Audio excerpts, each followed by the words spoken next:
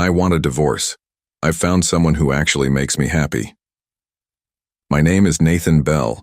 I'm 45 and I work as a financial systems analyst for Orbis Union in Richmond, Virginia. That text came while I was sitting at my desk on a Wednesday morning, triple-checking a client's fraud detection algorithms. My wife Dana was supposed to be at a marketing conference in Dallas. 3 days, she'd said. Routine. The phone buzzed again. I've already transferred the retirement funds to my private account. You can have the house, I don't need it anymore. I set down my coffee, opened my bank app, checked balances. Something was already wrong, but not what she thought. I typed back, I hope you're happy. That was it. No argument, no pleading, just 7 words. I spent the next hour watching line items update across 3 different dashboard systems. Every joint account we had ran through consolidated monitoring, something I'd built myself. Retirement, investment, emergency funds, even the checking account Dana thought was hers alone. When she initiated those transfers, she triggered multiple fraud detection protocols. The system didn't care about emotions or marriage status. It saw 6 figures moving without proper 2-party verification. The federal anti-fraud measures kicked in automatically. By noon, my phone lit up with alerts. Not from Dana, from the receiving institution. Account review initiated, deposits frozen pending investigation. I didn't smile, didn't celebrate, just closed the alerts and went back to my work. Someone else's financial security needed my attention. Dana's phone would start buzzing soon enough. She'd try to access the money and find her balance at 0. The system has no sympathy for bad decisions. I'd learned that lesson watching accounts freeze during suspicious activity investigations. Money doesn't care about love, betrayal, or timing. It follows rules. And Dana had just broken every one. We'd been married for 22 years. High school sweethearts from Petersburg. I was the numbers guy even then, calculating strike rates for the baseball team, tracking our senior class fundraising penny by penny. Donna was the social butterfly, everything a marketing professional should be, charming, persuasive, always networking. You're too careful with money, she'd say after I'd triple-check our tax returns. Someone has to be, I'd respond. It worked for years. I managed our finances while she built her career at Valerie Marketing Group. She traveled often, workshops in Austin, seminars in Phoenix. Always networking, always for the company. The warning signs came slowly, like mist settling over water. 6 months ago, she stopped asking about retirement projections. 3 months back, she opened a credit card without discussing it first. 2 weeks prior, she'd remarked our guest room was too cluttered. Who comes to visit anymore anyway? My sister had noticed it during Thanksgiving. She seems distant. Just work stress, I'd explained. But Dana wasn't stressed. She was planning. While I maintained our consolidated financial tracking system, something I'd built after a failed audit at a client company cost them millions, she'd been studying it too. Learning blind spots. Except my system didn't have blind spots. Every account connected. Every transfer monitored. Not from distrust, from habit. From years of catching client fraud attempts and understanding how money moves when people don't want it traced. Tuesday night, before she left for Dallas, she'd been unusually interested in our retirement balances. How much do we have total? She'd asked over dinner. About $800,000 between us, I'd said. Why? Just curious. Now that curiosity made perfect sense.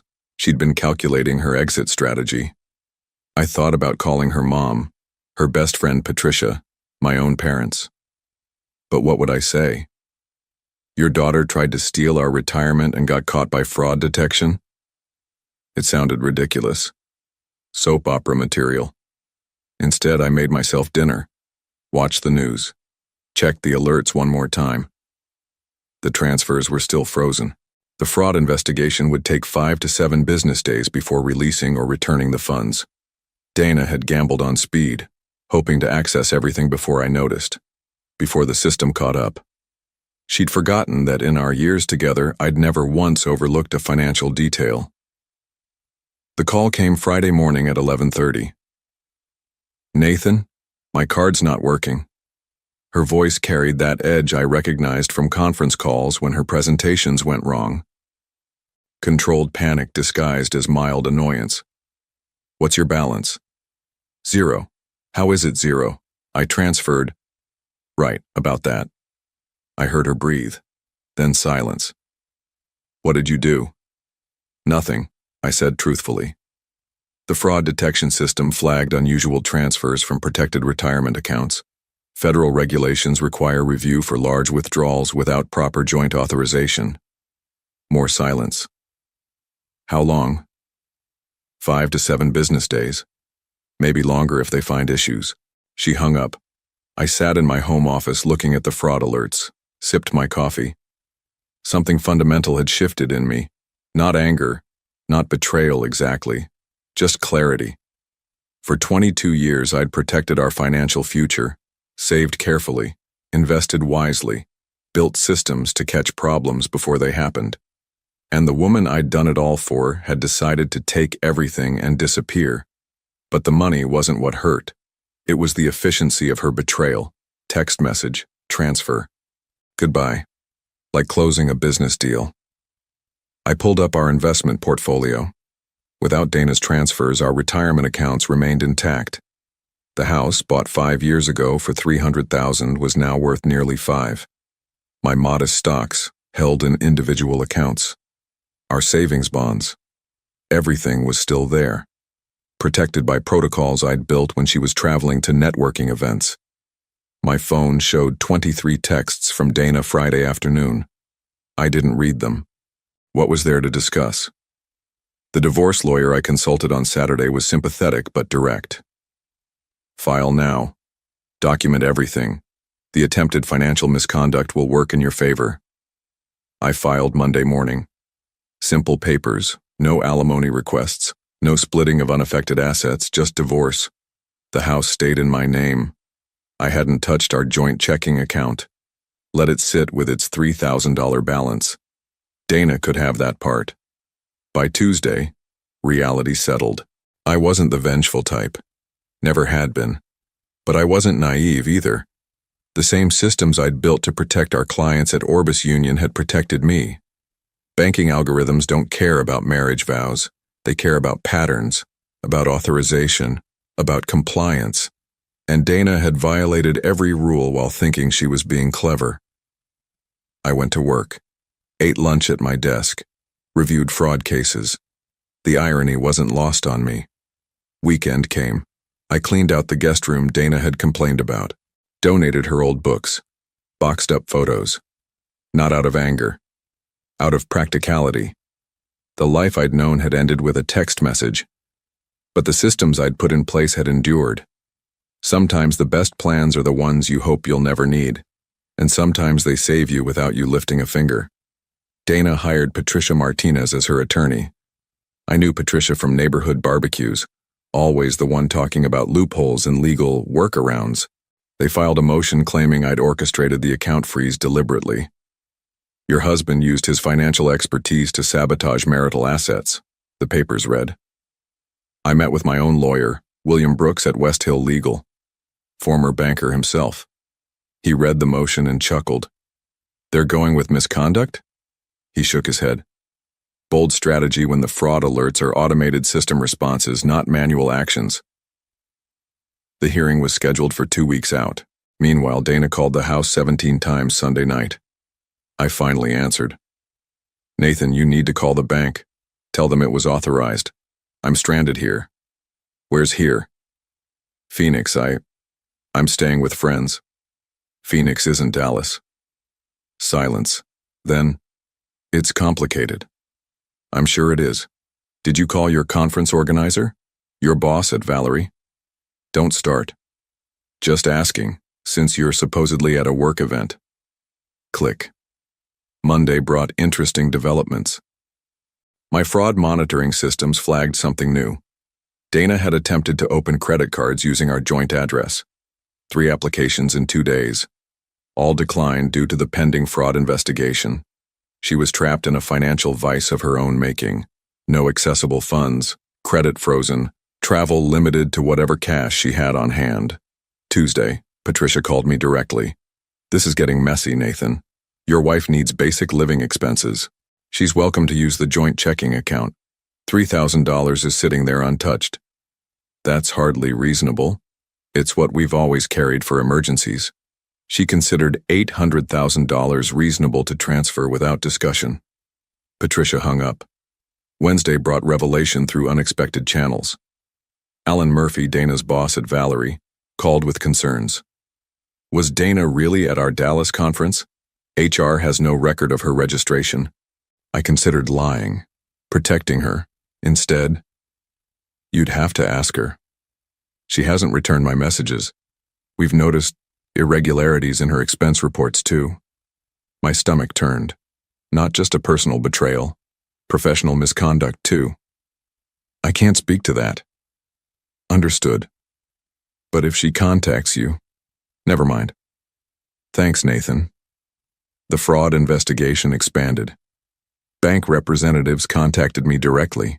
Sir, we found multiple unusual transfers between corporate and personal accounts over the past 18 months, all from the same workstation IP address. Dana hadn't just stolen from us. She'd been siphoning company funds. My quiet, planned life shattered completely. Every foundation I'd counted on, marriage, trust, basic honesty, looked compromised. But I hadn't pushed her toward crime. I'd simply built systems that caught it when it happened. Thursday morning, Patricia filed an emergency motion for Dana's living expenses. The judge set a quick hearing for Friday. I prepared methodically, printed bank statements, fraud alerts, historical transfer patterns. My financial training kicked in. Evidence speaks louder than accusations. The night before the hearing, Dana texted, "I'm sorry it came to this." I didn't respond. Apologies after attempted theft rang hollow. Friday arrived cold and gray. At the courthouse, I saw Dana for the first time since her conference departure. She looked smaller somehow, pale. "Why?" she whispered in the hallway. "Why what? Why did I notice? Why did the system work? Why did you try to take everything?" She had no answer. The hearing lasted 20 minutes. Judge reviewed the fraud reports, noted the automated nature of the holds, ruled that access to joint checking was sufficient for basic needs during investigation. Dana walked out empty-handed. Her trap had caught her instead. The following Monday, I received an unexpected visitor. Gregory Harris, an investigator from Eastern Financial Compliance, appeared at my office. "Mr. Bell, we've found evidence of systematic fraud involving your wife and several corporate accounts. We need your expertise." "I'm not involved. We know. That's why we need your help. Your personal fraud detection system flagged patterns we missed." Over coffee in our conference room, Gregory revealed the scope. Dana hadn't acted alone. Thomas Wade, another executive at Valerie Marketing, had helped establish a complex web of transfers. They'd been moving corporate marketing budgets into personal accounts for nearly 2 years. Your system triggered multiple alerts that led us to audit their entire division. How much? Preliminary estimate, $2 million across various accounts. I felt sick. While I'd been tracking our personal finances meticulously, my wife had been running a corporate embezzlement scheme. The betrayal ran deeper than a failed marriage. What happens now? Federal investigation. Your personal accounts are already being separated from the business fraud case, but we need documentation showing your lack of knowledge or involvement. I provided everything: tax returns, personal financial statements, the entire audit trail of my own tracking systems. Every piece of evidence proving I'd built these protocols for protection, not to enable theft. Dana texted that evening. "They're saying it's federal charges. They think I took millions." I didn't respond. What could I say? Tuesday brought more revelations. Our realtor, James Everett, called about unusual inquiries. "Someone's been asking about putting your house on the market. Pre-approved cash buyer, price at $300,000. Said they represented you and your wife." $300,000. The original purchase price 5 years ago. Thomas Wade made these inquiries. How did you know that name? The pieces clicked. Dana and Thomas hadn't just stolen money. They'd been planning to buy our house at its old value through a Confederate buyer. Flip it for the current market price of $500,000. Pocket the difference. A complete exit strategy disguised as a real estate transaction. Wednesday, I met with Detective Sarah Flynn from the Richmond Financial Crimes Unit. She confirmed the pattern. They targeted properties owned by corporate employees, created artificial market pressure to force below-market sales. Your system detected transfer anomalies that uncovered the whole scheme. How many victims? 12 families so far. Your case is the cleanest evidence trail we have. I thought of those 12 families. People like me who trusted, who planned carefully, who followed rules while others found ways around them. Thursday, Dana's attempt to access the frozen funds through an emergency court order failed. Her lawyer requested a conference. Your client needs to prepare for federal indictment, William Brooks explained. The fraud investigation has expanded beyond marital assets. Patricia looked shaken. Federal. Wire fraud, conspiracy, possible RICO charges if they establish ongoing enterprise. Dana would face significant prison time, not just for stealing from me, for the systematic theft from her employer and coordinated property fraud. That evening, I forwarded all my financial documentation to the U.S. Attorney's Office. Every fraud alert, every monitoring log, every piece of evidence my systems had collected. I hadn't built those systems for revenge, but they'd uncovered a crime far larger than personal betrayal. Justice doesn't come from anger. It comes from facts, from patterns, from systems designed to reveal truth. And sometimes truth ruins more than just marriages. I testified before the grand jury Thursday morning. Clean. Factual. No emotion in my voice as I explained how my financial monitoring systems worked. The automated alerts triggered at 3 a.m. when transfers exceeded preset thresholds. No human intervention required. The prosecutor appreciated the technical precision. Did you ever access your wife's accounts without permission? No. The system monitored joint accounts only. I built it to catch unusual patterns in our shared finances. 2 hours of testimony. Details about every alert, every security protocol. How the system differentiated normal from suspicious activity. Dana's potential sentence grew clearer. The U.S. Attorney's Office outlined charges, multiple counts of wire fraud, conspiracy, and embezzlement. 20 years minimum if convicted. After testimony, I drove straight to my office at Orbis Union. My team leader, Michelle Chang, had been fielding calls all week. Federal investigators said they need our full systems audit. Everything Dana had access to. We spent Friday converting 3 years of financial data. Every login, every transaction, every access point Dana had used to create her scheme. None of us saw this coming, Michelle said quietly. Nobody did. That's why these systems exist. The weekend brought unexpected peace. Federal investigators seized Dana and Thomas's phones, laptops, external drives. The evidence mounted hourly. Sunday afternoon, Patricia called. Nathan, Dana wants to offer information about larger financial crimes. She's prepared to name names if charges are reduced. That's between her and the prosecutors. They might ask about marital reconciliation. As character witness material, I thought carefully. Tell them our marriage ended when she tried to steal our retirement. The rest is just numbers. Monday, I received formal notice. The investigation was complete regarding marital assets. All retirement funds would be returned to their original accounts. The joint checking account would be split equally, $3,000, half of what Dana thought she needed for basic expenses. Tuesday brought finality. Federal indictments issued. Dana, Thomas, and 5 other Valerie employees charged with running an organized financial fraud scheme across Virginia. The bail hearing revealed more. Under federal guidelines, flight risk meant no bond.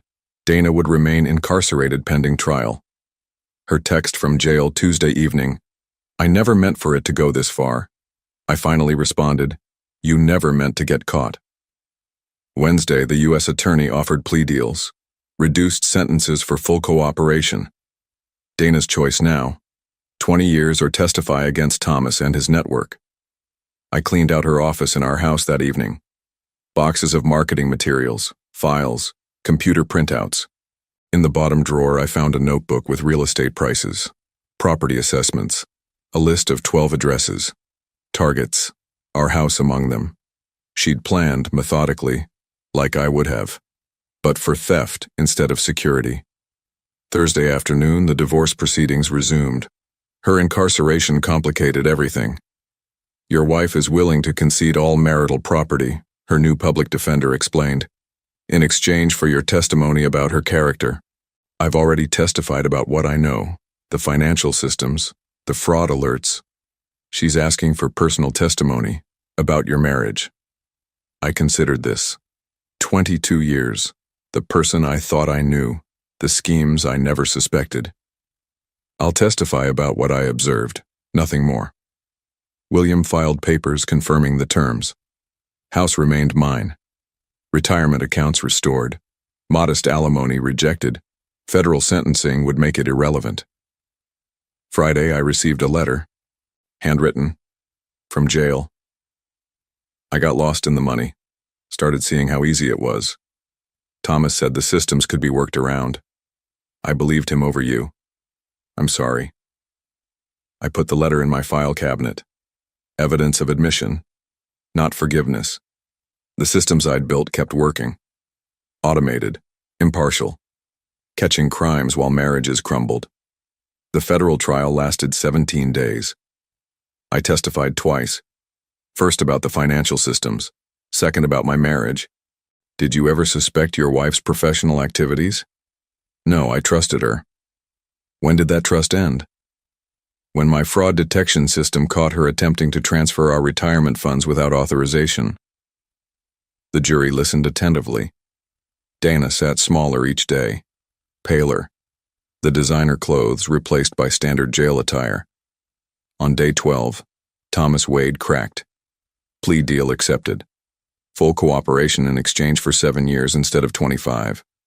He detailed everything: marketing budget embezzlement, property manipulation schemes, a network of executives across 3 states, Dana's role as coordinator. She ran the books, tracked everything, made sure nothing looked unusual on company statements. Ironic. She'd learned financial diligence from watching me, used it for criminal enterprise instead of protection. The prosecution played recorded calls, Dana's voice clear. Nathan's too focused on his own systems. He'll never check my work accounts. My wife of 22 years, betting on my respect for boundaries to enable her crimes. Day 17 brought verdict, guilty. 12 counts of wire fraud, 8 counts conspiracy, 2 counts embezzlement. Sentencing set for 6 weeks later. I walked out of the courthouse directly to my truck. No press conferences, no statements, just drove home. The financial system had done its job. Caught the fraud, provided evidence, enabled justice, not revenge, just consequences. 2 months after sentencing, Dana received 18 years, Thomas 9. I sold the house, $500,000 after fees. More than enough to start fresh elsewhere. I kept the Richmond job at Orbis Union, enhanced my fraud detection systems, added features specifically designed to catch corporate embezzlement schemes. These updates might save other companies millions, Michelle reported. That's the point. The divorce finalized quietly. No contested issues. Dana's guilty plea eliminated contention. I signed papers while she began her prison sentence. William called with update. Full restitution ordered. Your retirement funds are permanently protected. I bought a smaller house in Norfolk. 1 story. Simple. No guest rooms to clutter. No reminders of 22 wasted years. Started teaching part-time at Old Dominion University. Financial fraud detection class twice weekly. Real cases. Real lessons. Trust but verify, I told students. Systems protect when people can't. Occasionally received letters from prison. Dana's remorse deepening with isolation. I didn't respond, didn't visit, didn't forgive, not cruelly, just cleanly. The systems operated without emotion, algorithms catching patterns, mathematics revealing truth. I learned to live the same way. 3 years later, morning coffee ritual established. Simple breakfast, market checks automated, drives to work without destinations to avoid. Sometimes past Valerie marketing group while running errands. New building, fresh start. 12 families received restitution. Learned to trust carefully. Life continued. Orderly, systematic, protected. The lesson carried forward. Betrayal happens, theft occurs, systems endure. And sometimes justice arrives through equations rather than emotions. I've made peace with that mathematics.